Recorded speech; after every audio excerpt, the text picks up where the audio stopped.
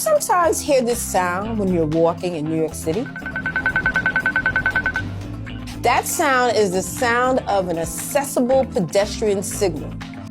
Hey guys, if you're new here, hi, my name's Amanda Jean Harris, and I'm the owner and author of the company called Harrisinkwell, and I am visually impaired. I have Nystagmus, and my husband, Matt, is also an author, and he is totally blind and hearing impaired due to Usher syndrome.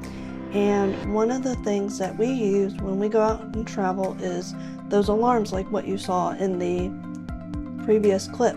And down in Baltimore, they actually do have those alarms where you push it and it'll beep and vibrate and it'll say walk, beep, beep, beep, beep, beep, beep, beep, walk, beep, beep, beep, beep, beep.